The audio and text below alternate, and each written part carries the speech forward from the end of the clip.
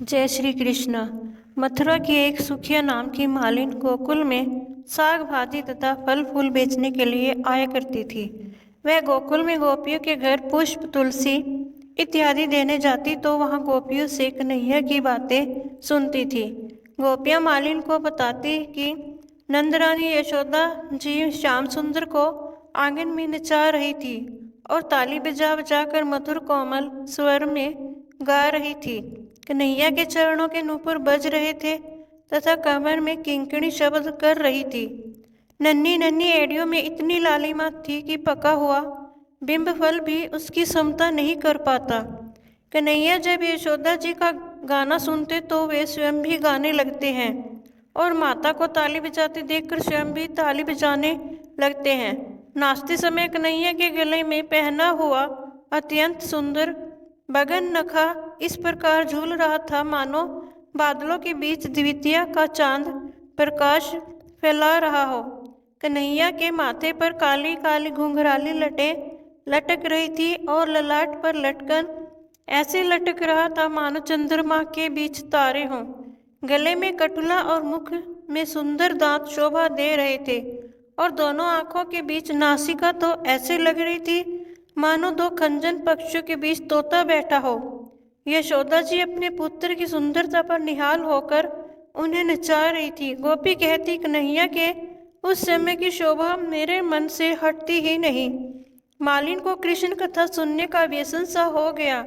जब तक वह गोपियों से कन्हैया की बातें न सुनती उसे अच्छा न लगता था। लाला ने आज ऐसा किया, लाला ने कल वैसा किया। सुनते सुनते उसके हृदय में कृष्ण प्रेम अंकुरित होता गया और उसे कन्हैया के दर्शन की भावना होने लगी। कृष्ण नाम में कुछ अद्भुत आकर्षण है। जिसके कान में यह समा जाता है वह दूसरा कुछ सुनना ही नहीं चाहता।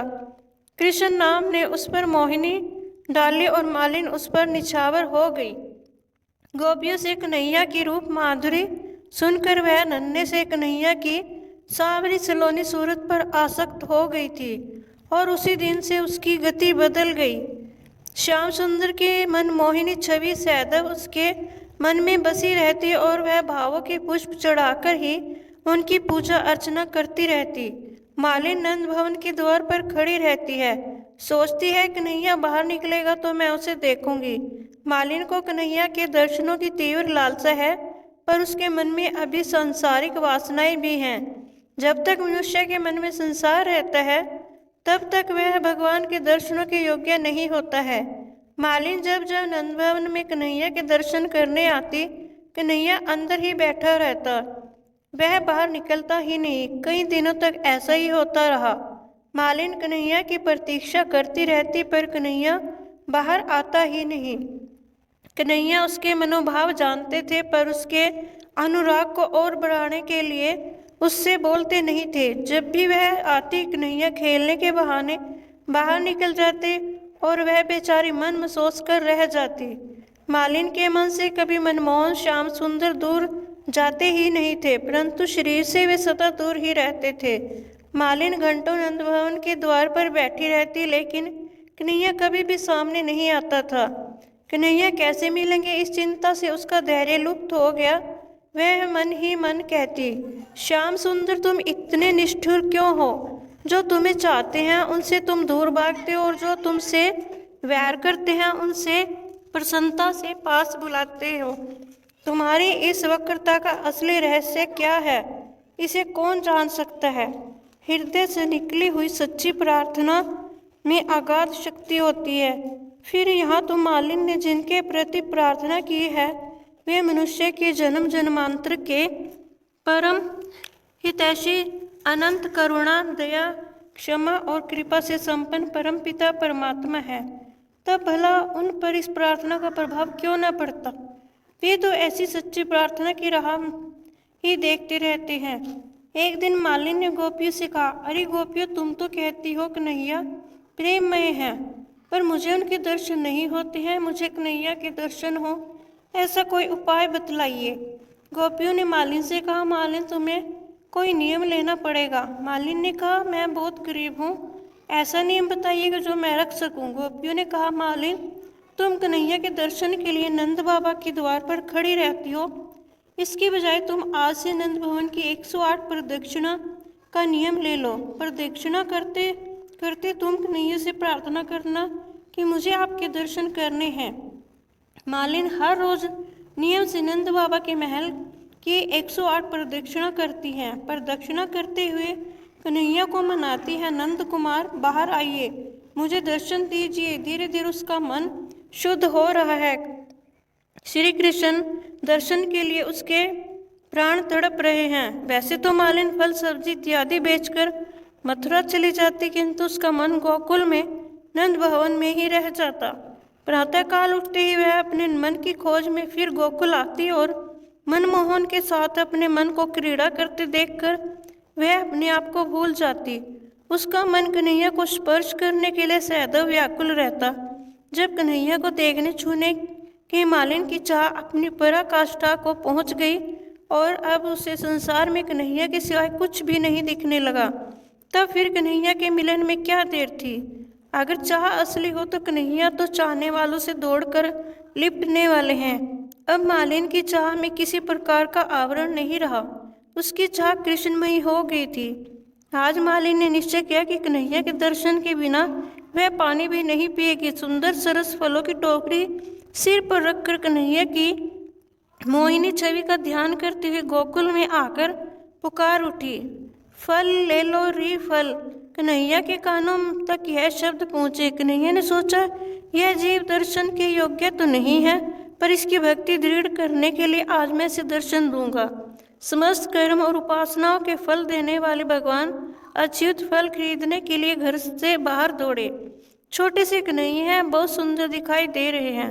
यशोदा माता ने पीताम्बर पहना है, स्वर्ण की करधनी और बाजूबंद पहने हैं, कानों में मकराकृति कुंडल है, नाक में मोती लटक रहा है, माथे पर गौरोचन का तिलक है, रेशम सी काली अलकावली बिखरी हुई है और मोर मुकुट धारण किए हैं, हाथ में छोटी सी बांसुरी है, आंखों में प्रेम भरा है, चरणों में स्वर्ण के नुपुर पहने हैं और छम छम करके दौड़ आ रहे हैं।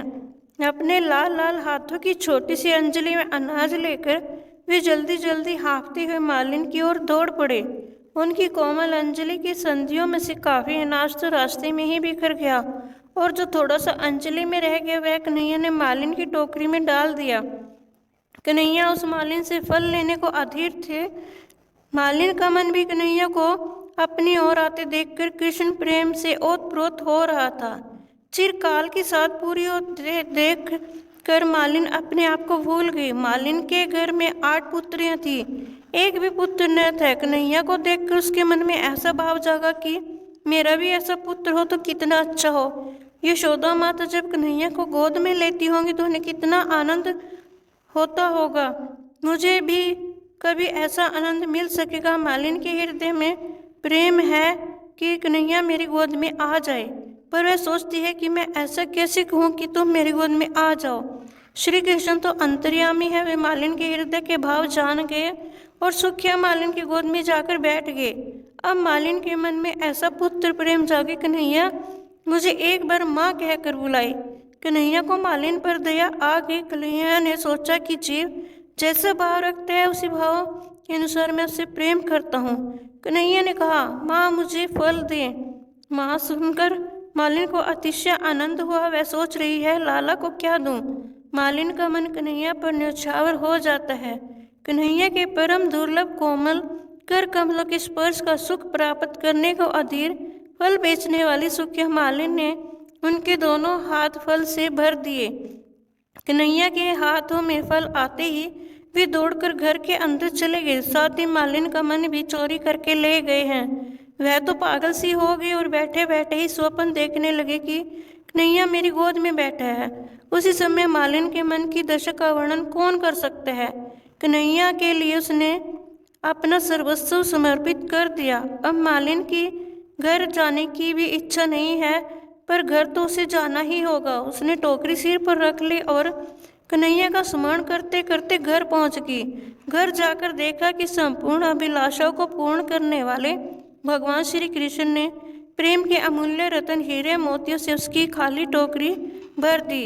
मालिन की टोकरी कन्हैया ने रत्नों से भर दी और उसका प्रकाश चारों ओर फैल गया और उस प्रकाश में मालिन को कन्हैया ही दिखाई देते हैं। आगे श्री कृष्ण, पीछे श्री कृष्ण, दाएं श्री कृष्ण, बाएं श्री कृष्ण, भीतर श्री कृष्ण, बाहर श्री कृष्ण।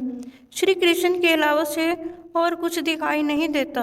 मनुष्य की बुद्धि ठोकरी जैसी है और भक्ति रत्न सदृश है। मनुष्य जब अपने सत्कर्म श्री कृष्ण को अर्पण करते हैं तो उसकी टोकरी रूपी बुद्धि रत्न रूपी भक्ति से भर जाती है। आज कन्हैया मालिन द्वारा दिए फल सब गोप गोपी में बांट रहा है, फिर भी टोकरी खाली नहीं हो रही है। यशोदा माता सोच रही है कि आज कन्हैया को आशीर्वाद देने माँ अन्नपूर्णा मेरे घर आए हैं। सुखिया मालिन का जीवन सफल हुआ। उसने साधारण लौकिक फल देकर फलों का भी फल श्री कृष्ण का दिव्य प्रेम प्राप्त किया।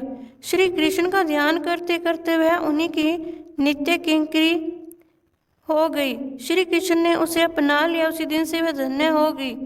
इस कथा का निष्कर्ष है कि हृदय में श्री कृष्ण की लगन लग जाए, दिल में कोई समा जाए, किसी की रूप माधुरी आंखों में बस जाए और किसी के लिए उत्कट अनुराग हो जाए, तब बेड़ा पार हो जाता है। जिन्होंने पूर्व जन्मों में अनेक पुण्य कर्म किए हों उन्हें ही कन्हैया के दर्शनों का सौभाग्य प्राप्त होते हैं। भाग्यहीन तो सुश्रिता के समीप रहता हुआ भी प्यासा रहता है, कल्प वृक्ष के नीचे भी भूखा रहता है और सुमेरु पर्वत पर बैठकर भी संपत्ति की इच्छा रखता है।